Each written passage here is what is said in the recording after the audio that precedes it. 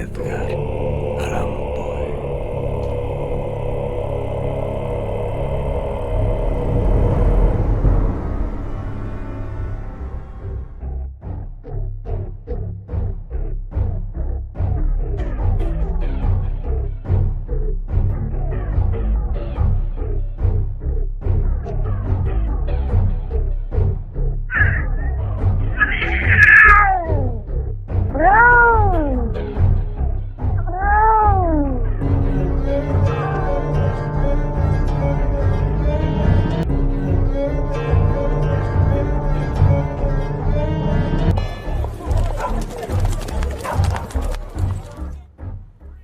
No espero ni pido que alguien crea en el extraño, aunque simple relato que me dispongo a escribir.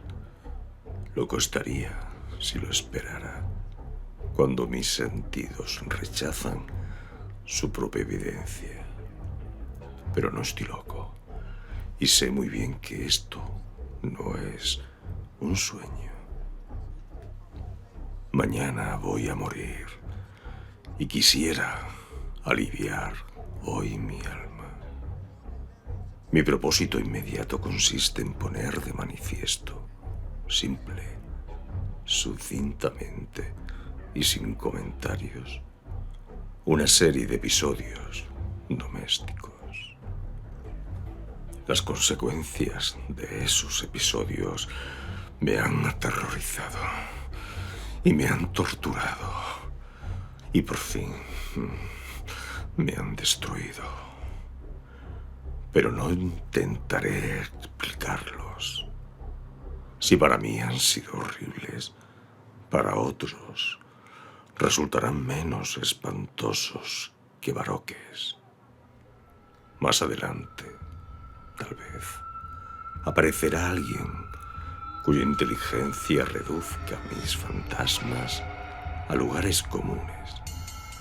Una inteligencia más serena, más lógica y mucho menos excitable que la mía, capaz de ver en las circunstancias que temerosamente describiré una vulgar sucesión de causas y efectos naturales. Desde la infancia me destaqué por la docilidad y bondad de mi carácter. La ternura que abrigaba mi corazón era tan grande que llegaba a convertirme en objeto de burla para mis compañeros. Me gustaban especialmente los animales y mis padres me permitían tener una gran variedad. Pasaba a su lado la mayor parte del tiempo y jamás me sentía más feliz que cuando les daba de comer y los acariciaba. Este rasgo de mi carácter creció conmigo y cuando llegué a la virilidad se convirtió en una de mis principales fuentes de placer. Aquellos que alguna vez han experimentado cariño hacia un perro fiel y sagaz no necesitan que me moleste en explicarles la naturaleza o la intensidad de la retribución que recibía. Hay algo en el generoso y abnegado amor de un animal que llega directamente al corazón de aquel que con frecuencia ha probado la falsa amistad y la frágil fidelidad del hombre. Me casé joven y tuve la alegría de que mi esposa compartiera mis preferencias. Al observar mi gusto por los animales domésticos, no perdía oportunidad de procurarme los más agradables de entre ellos. Teníamos pájaros, peces de colores, un hermoso perro, conejos, un monito y un gato.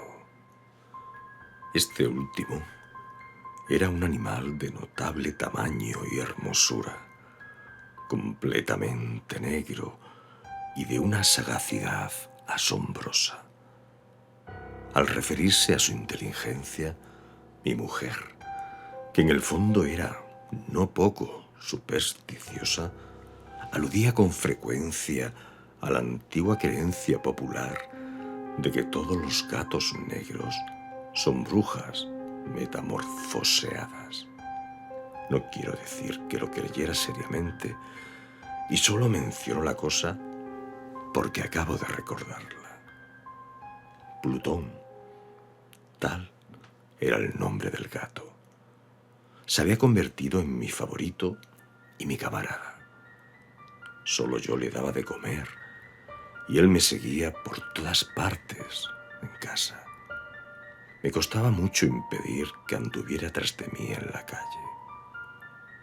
Nuestra amistad duró casi varios años, en el curso de los cuales, enrojezco al confesarlo, mi temperamento y mi carácter se alteraron radicalmente por culpa del demonio.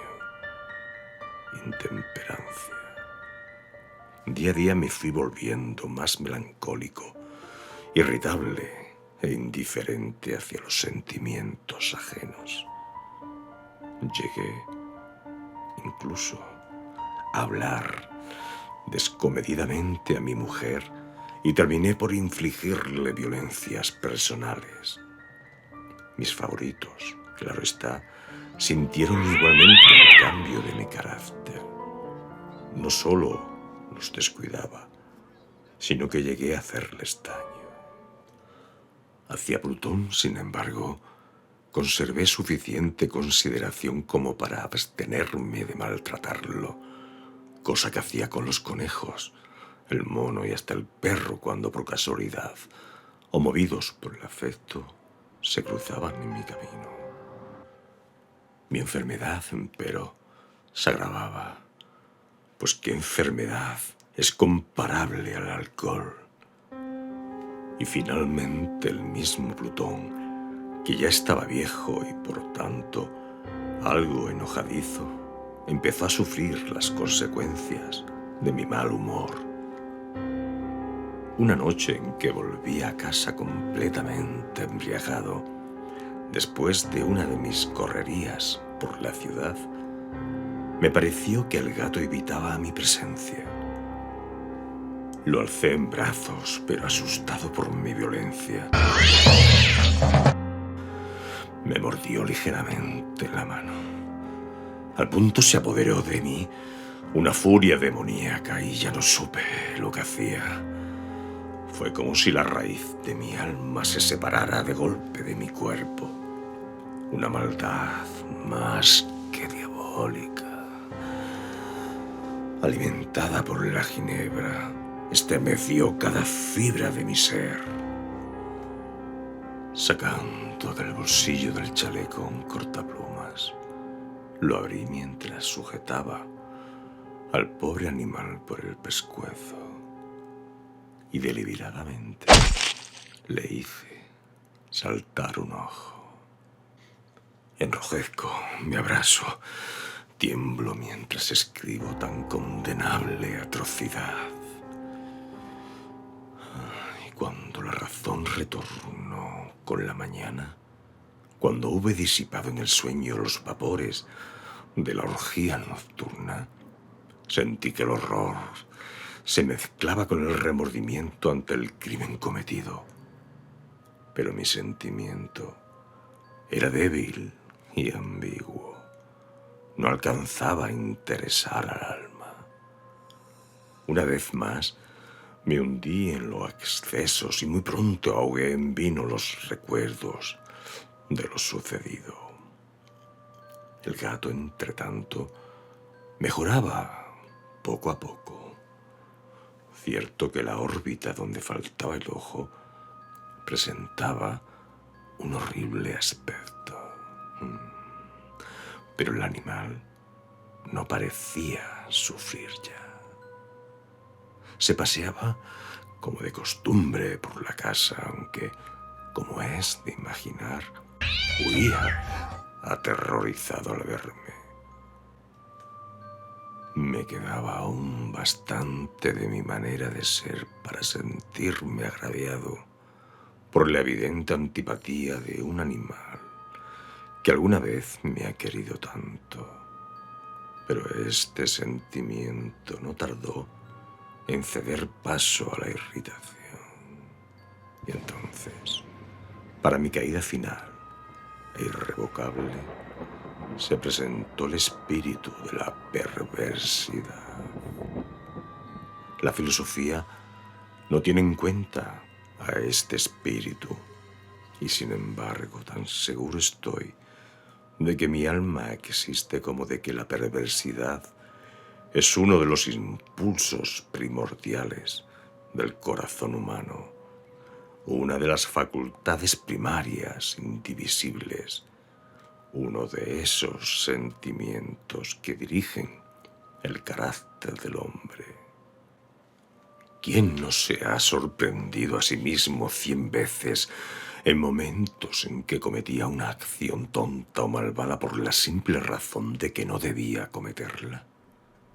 ¿No hay en nosotros una tendencia permanente que enfrenta descaradamente al buen sentido, una tendencia a transgredir lo que constituye la ley por el solo hecho de serlo? Este espíritu de perversidad se presentó, como he dicho, en mi caída final.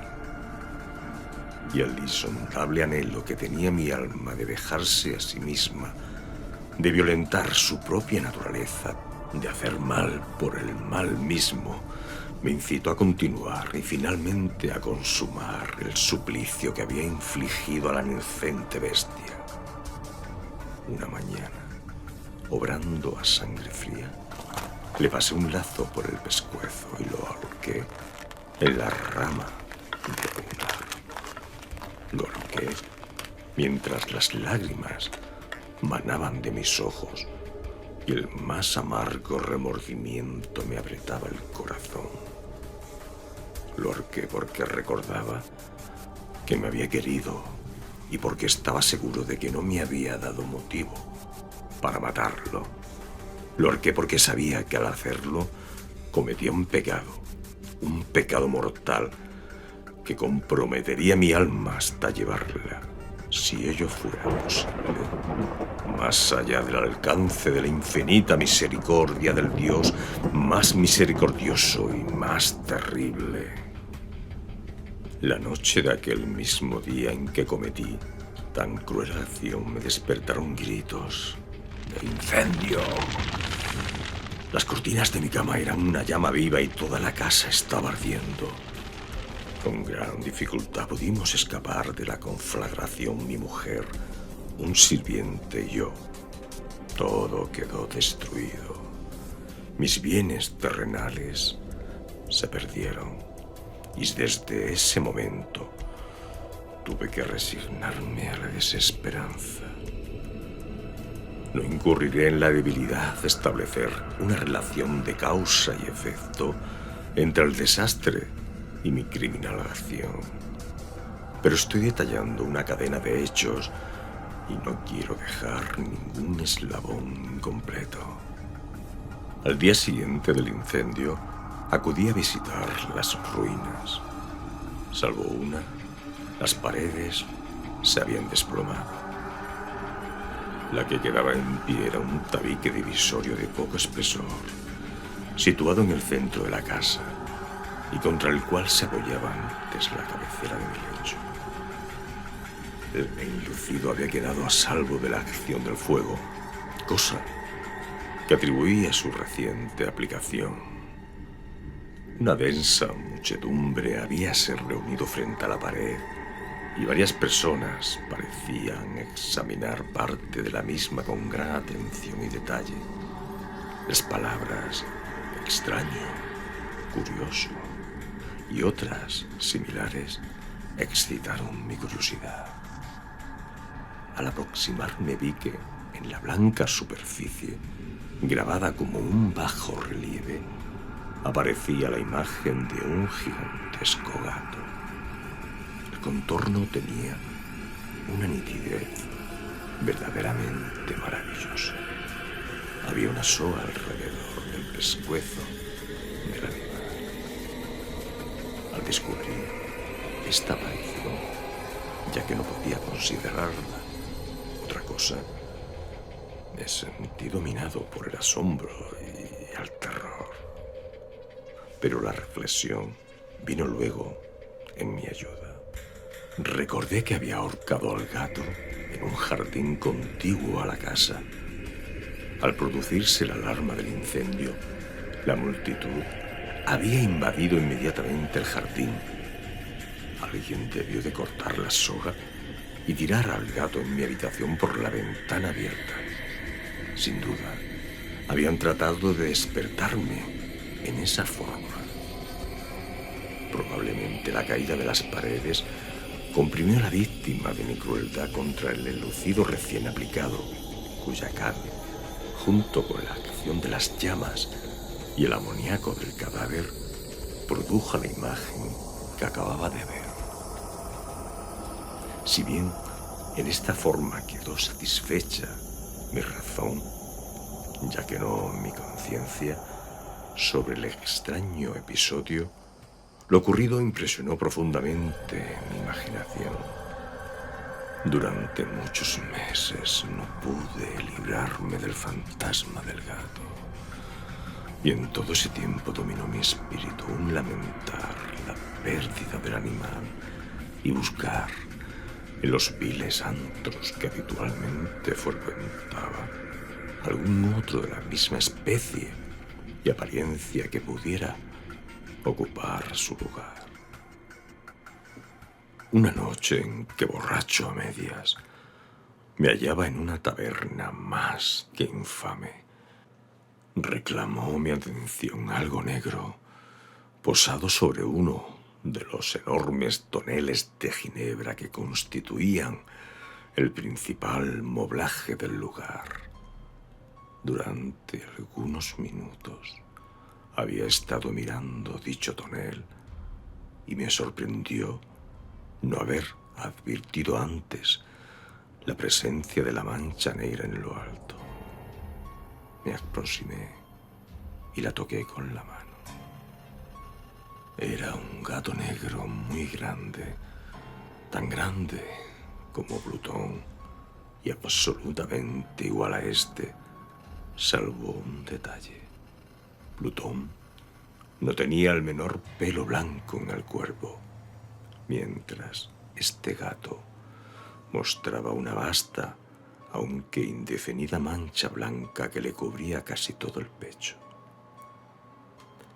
Al sentirse acariciado, se enderezó prontamente, ronroneando con fuerza, se frotó contra mi mano y pareció encantado de mis atenciones. Acababa, pues, de encontrar el animal que precisamente andaba buscando. De inmediato propuse su compra al tabernero, pero me contestó que el animal no era suyo y que jamás lo había visto antes ni sabía nada de él. Continué acariciando al gato y cuando me disponía a volver a casa, el animal pareció dispuesto a acompañarme. Le permití que lo hiciera, deteniéndome una y otra vez para inclinarme y acariciarlo. Cuando estuvo en casa, se acostumbró a ella de inmediato y se convirtió en el gran favorito de mi mujer. Por mi parte, pronto sentí nacer en mí una antipatía hacia aquel animal. Era exactamente lo contrario de lo que había anticipado, pero sin que pueda decir cómo ni por qué, su marcado cariño por mí me disgustaba y me fatigaba. Gradualmente, el sentimiento de disgusto y fatiga creció hasta alcanzar la amargura del odio. Evitaba encontrarme con el animal. Un resto de vergüenza y el recuerdo de mi crueldad de antaño me vedaban maltratarlo.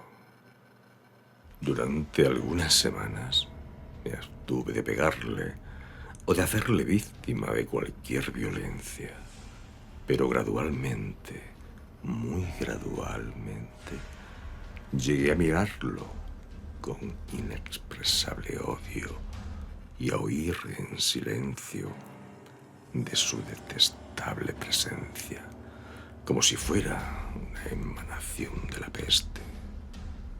Lo que sin duda contribuyó a aumentar mi odio fue descubrir, a la mañana siguiente de haberlo traído a casa, que aquel gato, igual que Plutón, era tuerto.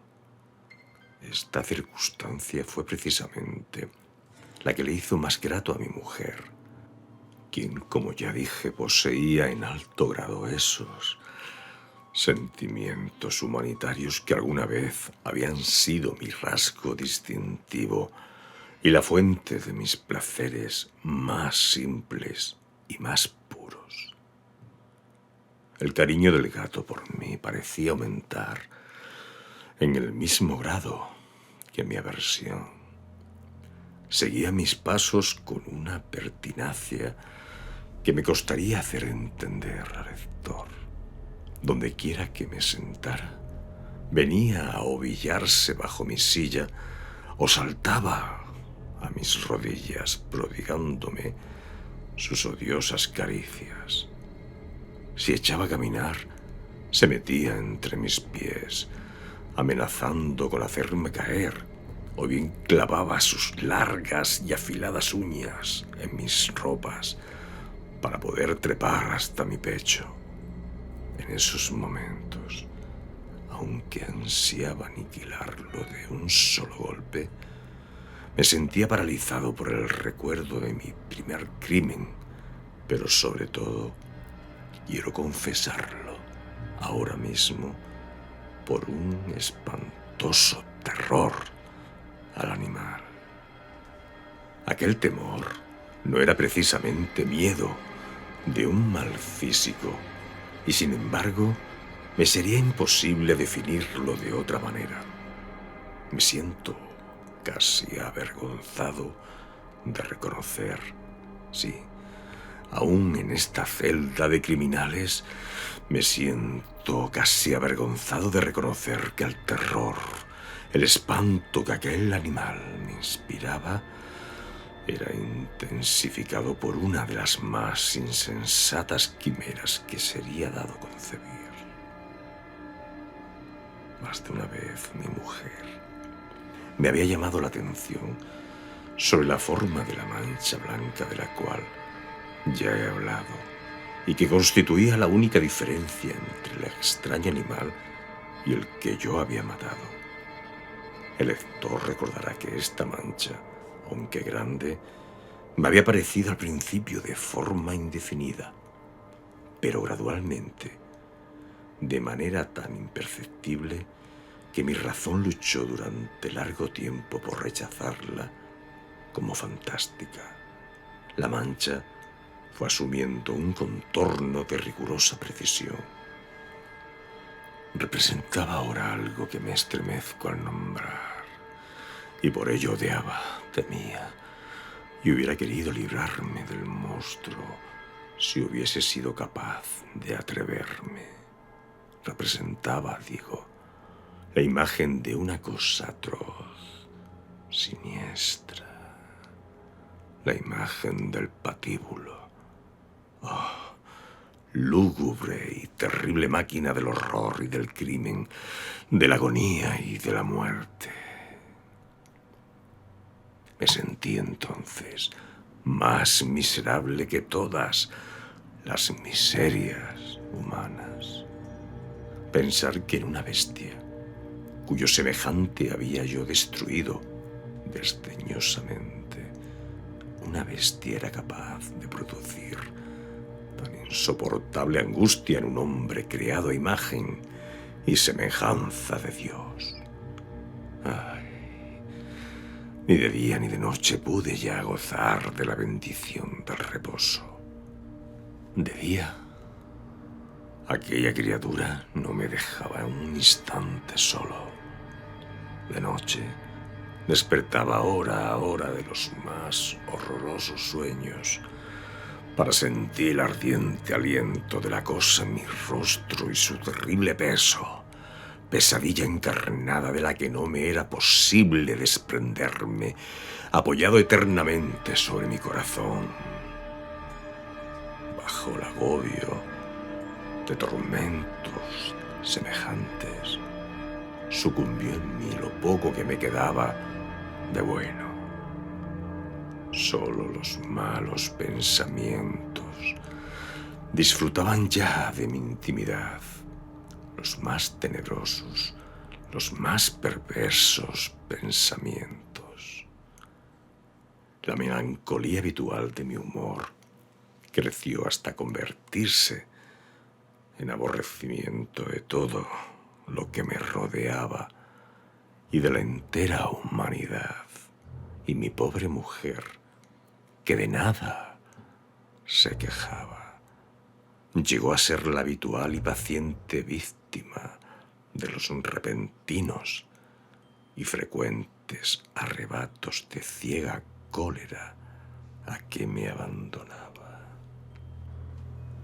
Cierto día, para cumplir una tarea doméstica, me acompañó al sótano de la vieja casa donde nuestra pobreza nos obligaba a vivir.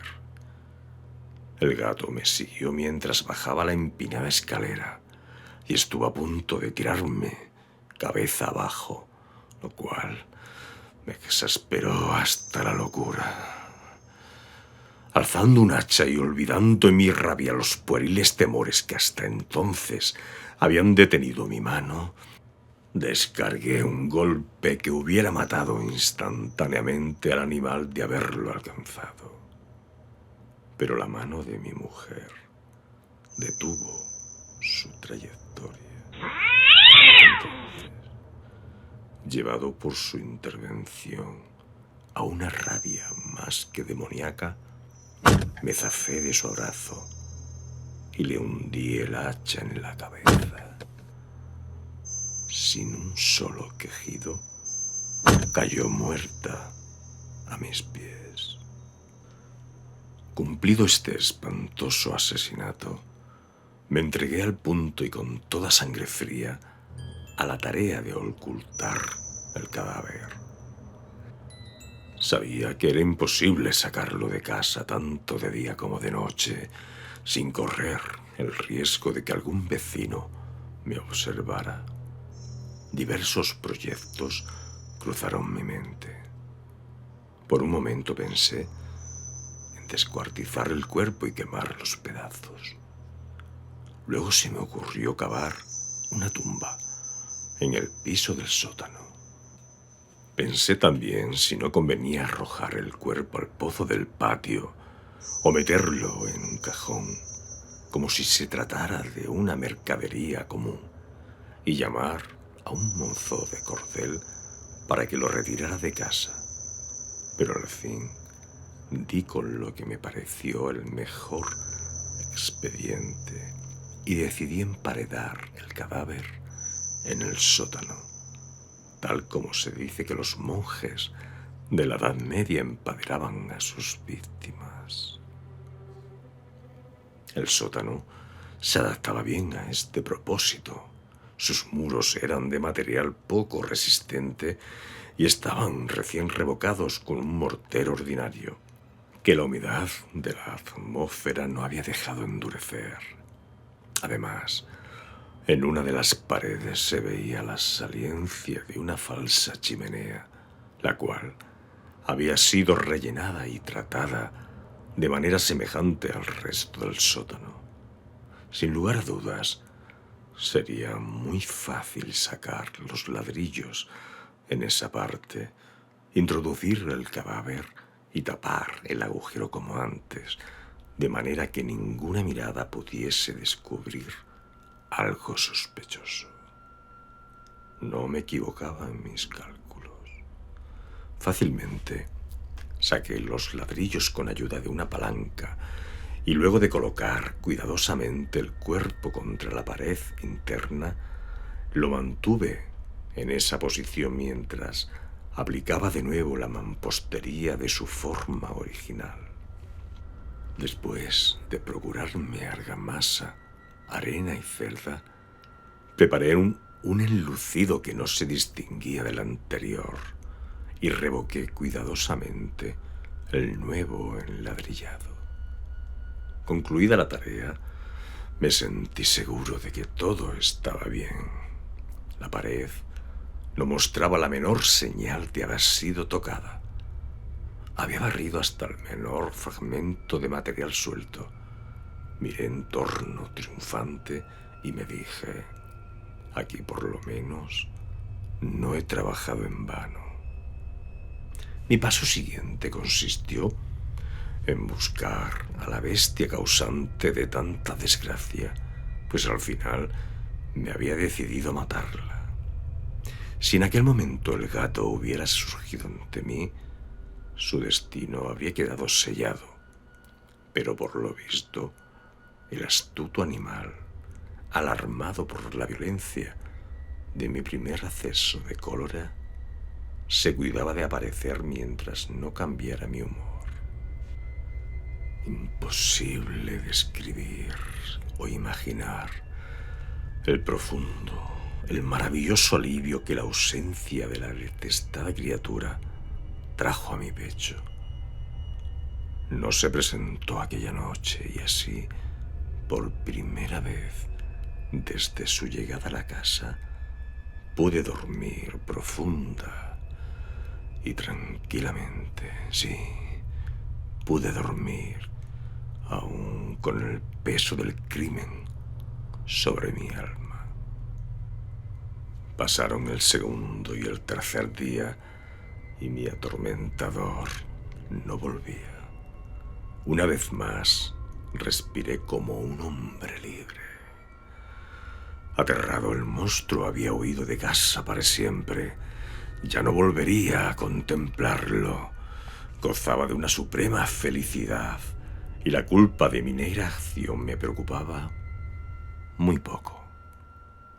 Se practicaron algunas averiguaciones a las que no me costó mucho responder. Incluso hubo una perquisición en la casa, pero naturalmente no se descubrió nada. Mi tranquilidad futura parecía asegurada. Al cuarto día del asesinato, un grupo de policías se presentó inesperadamente y procedió a una nueva y rigurosa inspección. Convencido de que mi escondrijo era impenetrable, no sentí la más leve inquietud. Los oficiales me pidieron que los acompañara en su examen. No dejaron hueco ni rincón sin revisar. Al final, por tercera o cuarta vez, bajaron al sótano. Lo seguí sin que me temblara un solo músculo. Mi corazón latía tranquilamente, como el de aquel que duerme en la inocencia. Me pasé de un lado al otro del sótano. Había cruzado los brazos sobre el pecho y andaba tranquilamente de aquí para allá. Los policías estaban completamente satisfechos y se disponían a marcharse. La alegría de mi corazón era demasiado grande para reprimirla. Ardían deseos de decirles, por lo menos, una palabra como prueba de triunfo y confirmar doblemente mi inocencia. «Caballeros», dije por fin, cuando el grupo subía la escalera. Me alegro mucho de haber disipado sus sospechas. Les deseo felicidad y un poco más de cortesía. Dicho sea de paso, caballeros, esta casa está muy bien construida. En mi frenético deseo de decir alguna cosa con naturalidad, casi no me daba cuenta de mis palabras. Repito que es una casa de excelente construcción. Estas paredes...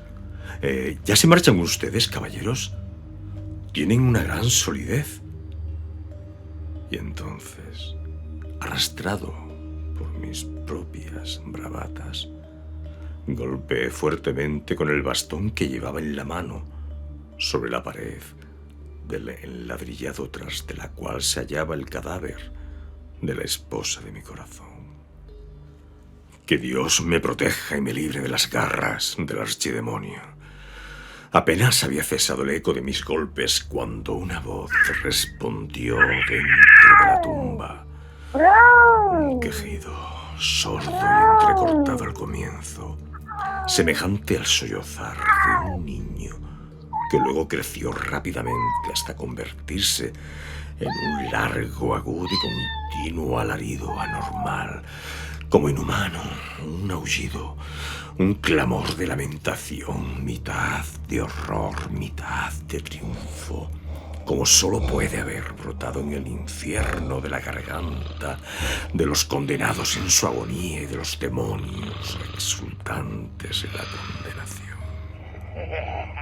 Hablar de lo que pensé en ese momento sería locura.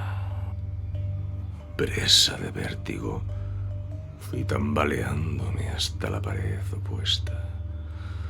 Por un instante, el grupo de hombres en la escalera quedó paralizado por el terror.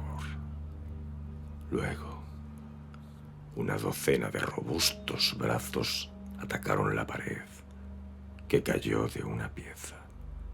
El cadáver, ya muy corrompido y manchado de sangre coagulada, apareció de pie ante los ojos de los espectadores.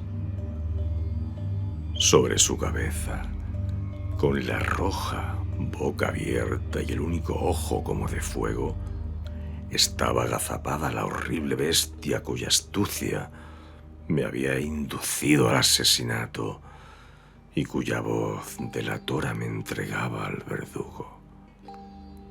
Había emparedado al monstruo en la tumba.